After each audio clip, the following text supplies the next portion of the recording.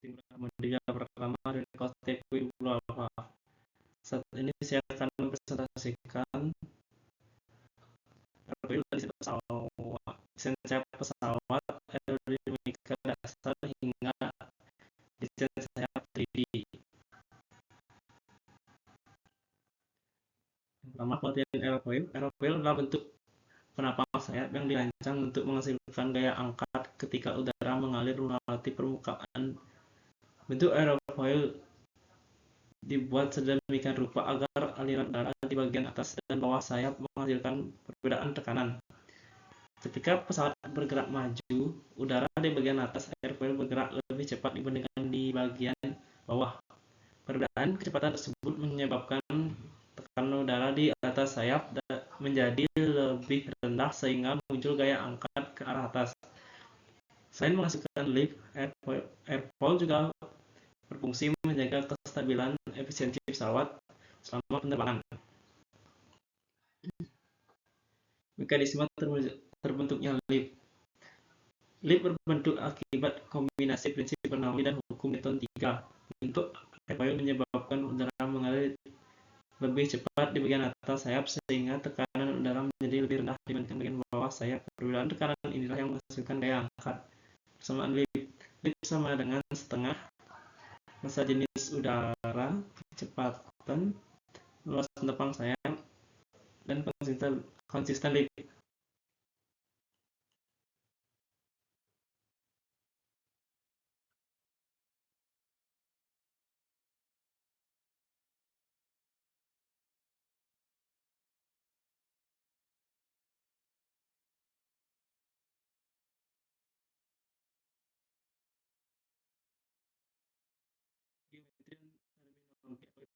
Ya, airfoil memiliki bagian-bagian utama yang digunakan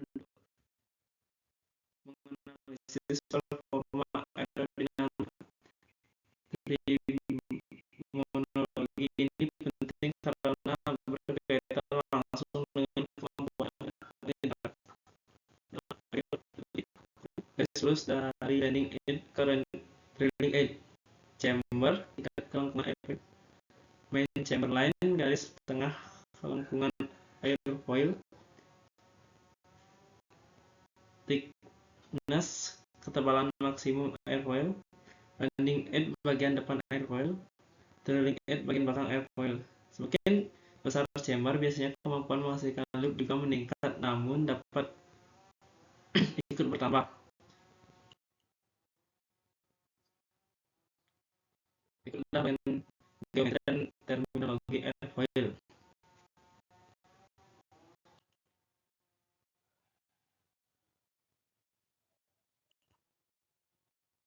Airfoil NACA.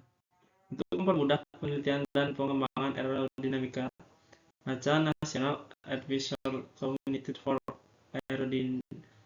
Aeronautics mengembangkan sistem standar airfoil. Salah satu yang paling terkenal adalah seri NACA 4 digit. Contohnya airfoil NACA 2412. Angka 2 menunjukkan chamber angka 4 menunjukkan posisi chamber pada 40% chord, dan angka 12 menunjukkan ketebalan maksimum sebesar 12% chord.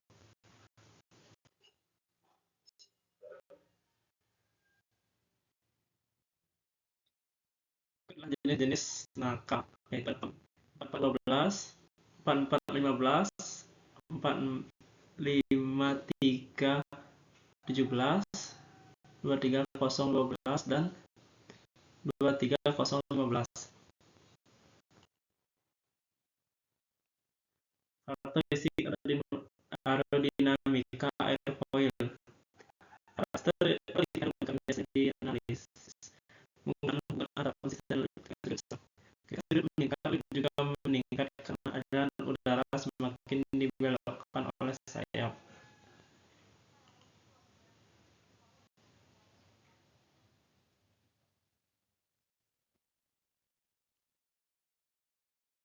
Faktor udara pada permukaan atas sayap mengalami fluctuation atau terlepas dari permukaan sayap. Akibatnya lift turun secara signifikan dan drag meningkat tajam. Tanda-tanda stall antara lain getaran pesawat, penurunan lift, hidung pesawat sulit dikendalikan, dan turunnya ketinggian pesawat. Hubungan CD dan CL. Selain lift, sayap juga menghasilkan gaya hambat atau drag. Hubungan antara convention drag dan conventional lift digunakan untuk mengetahui efisiensi aerodinamika suatu airfoil. Ketika lift meningkat, drag juga akan meningkat karena aliran udara mengalami hambatan yang lebih besar. Karena itu, desain airfoil harus mampu menghasilkan lift tinggi dan drag serendah mungkin. Jenis drag utama terdiri dari satu parasit drag dan include drag.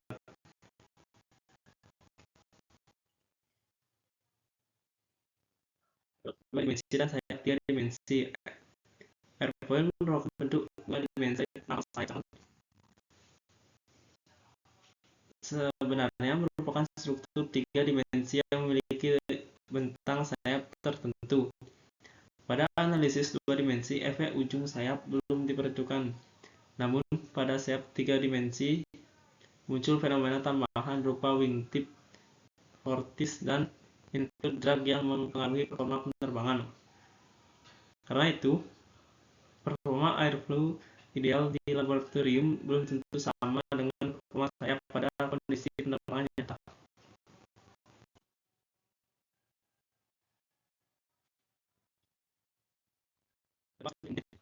Pada pesawat, tekanan udara di bawah sayap lebih tinggi dibandingkan bagian atas sayap. Udara dari bawah sayap akan bergerak menuju tekanan rendah di atas sayap melalui ujung sayap sehingga membentuk pusaran udara yang disebut wingtip vortice. Pusaran ini menyebabkan aliran udara di belakang sayap bergerak turun atau disebut downwash. Fenomena tersebut menghasilkan include drag yang dapat mengurangi efisiensi penerbangan. Dampak wingtip vortice yaitu satu, konsumsi bahan bakar meningkat, efisiensi lift menurun, menimbulkan wake turbulence.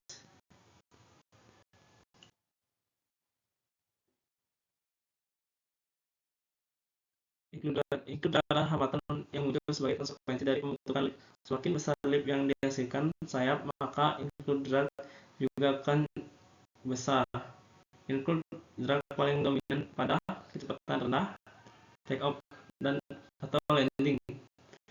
Untuk mengurangi include drag, pesawat modern menggunakan desain winglet aspek rasio tinggi dan optimasi bentuk sayap. Aspek rasio melakukan perbandingan antara bentang sayap dan chord rata-rata sayap. Parameter ini sangat mempengaruhi efisiensi aerodinamika pesawat. Sayap dengan aspek rasio tinggi menghasilkan include drag lebih kecil sehingga lebih efisien untuk penerbangan jarak jauh. Sebaliknya, aspek rasio rendah membuat pesawat lebih lincah untuk manuver. Contoh penerapannya, glider aspek rasio tinggi dan pesawat